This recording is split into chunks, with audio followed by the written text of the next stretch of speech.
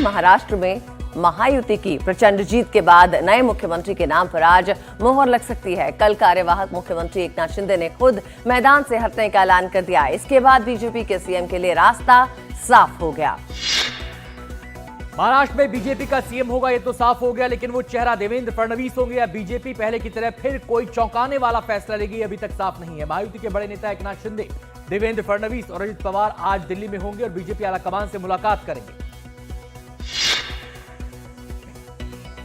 सूत्रों के मुताबिक महाराष्ट्र में एक बार फिर एक सीएम और 2 डेप्यूटी सीएम का फॉर्मूला लागू होगा, लेकिन बड़ा सवाल यह है कि क्या एकनाथ शिंदे डेप्यूटी सीएम का पद लेने के लिए तैयार होंगे या फिर अपनी पार्टी से किसी और चेहरे को आगे करेंगे।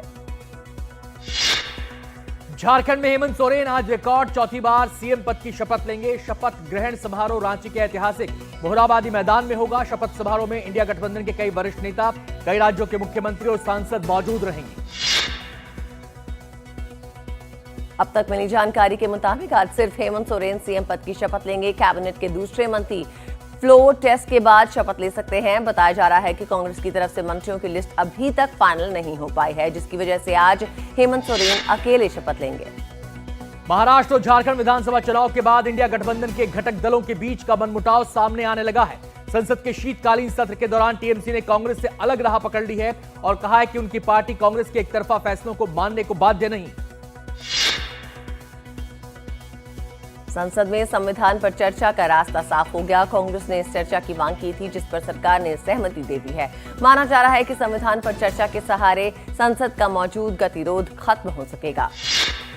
प्रियंका गांधी वाड्रा आज लोकसभा में बतौर सांसद शपथ लेंगी। प्रियंका ने हालिया उपचुनाव में केरल के वायनाड से चुनाव जीता है। शपथ लेने के बाद 30 नवंबर को प्रियंका गांधी वाड्रा अपने संसदीय क्षेत्र वायनाड का भी दौरा करेंगी।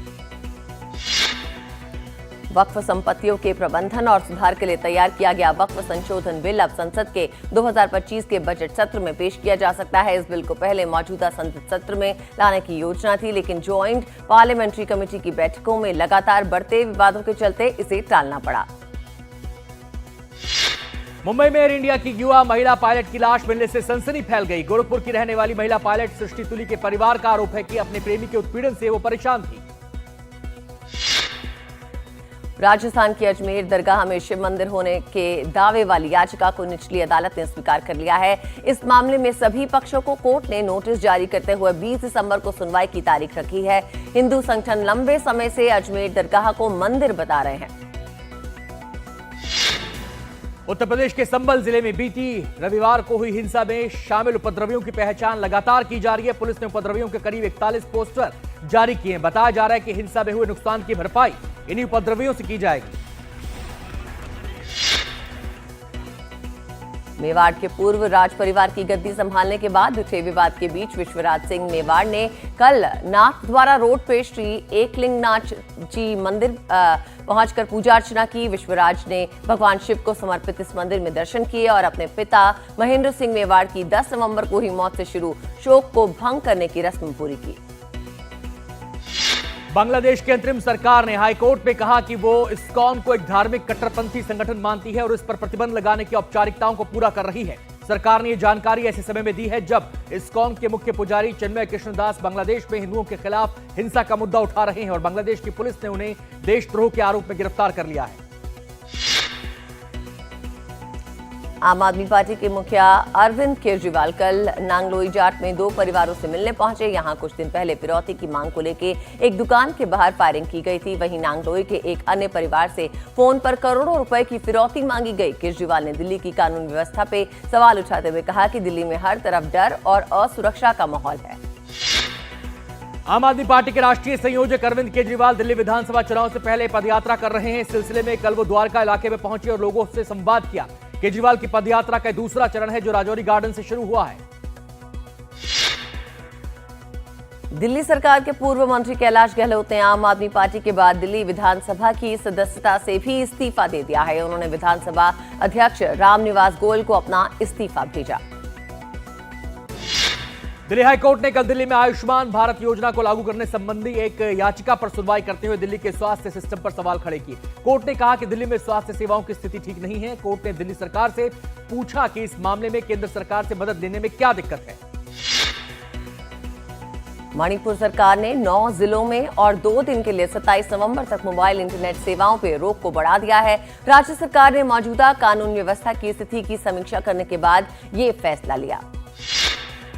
कर्नाटक में कलबुर्गी जिला अस्पताल से अगवा किए गए नवजात बच्चे को बुधवार को बचा लिया गया। बच्चे को चुराने के लिए 2 महिलाएं कर्मचारी के वेश में अस्पताल में घुस गई थी। पुलिस ने आरोपी का पता लगाने और बच्चे को बरामद करने के लिए 3 टीमें बनाई थी।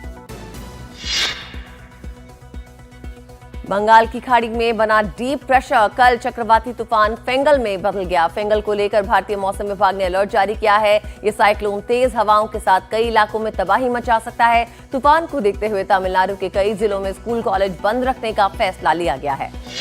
दहेज प्रताड़ना को लेकर सुप्रीम कोर्ट ने अहम फैसला दिया है। सुप्रीम कोर्ट ने अदालतों को आगाह किया है कि वो सुनिश्चित करें कि पति के दूर के रिश्तेदारों को भारतीय दंड संहिता की धारा 498A के तहत घरेलू क्रूरता का आरोप लगाने वाली पत्नी के कहने पर दर्ज आपराधिक मामलों पर अनावश्यक रूप से फंसाया ना जाए।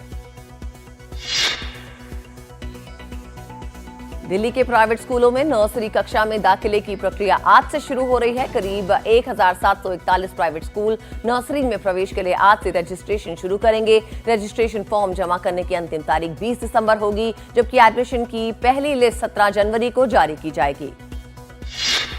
भारत की प्रमुख डेयरी ब्रांडों में से एक आनंदा डेयरी ने देश का पहला पनीर स्प्रेड लॉन्च किया है। पूरी तरह से पनीर से बना ये स्प्रेड लोगों को प्रोटीन युक्त विकल्प देने की दिशा में महत्वपूर्ण कदम माना जा रहा है। और आईसीसी की ताजा टेस्ट रैंकिंग में जसप्रीत बुमराह फिर से टेस्ट में वर्ल्ड नंबर 1 गेंदबाज बन गए हैं। वहीं बल्लेबाजी में इंग्लैंड के जो रूट के बाद यशस्वी जायसवाल दूसरे नंबर पर पहुंच गए हैं। विराट कोहली ने पर्थ टेस्ट में शतक लगाकर 9 पायदान की छलांग लगाई है और वो 13वें नंबर पर पहुंच चुके हैं।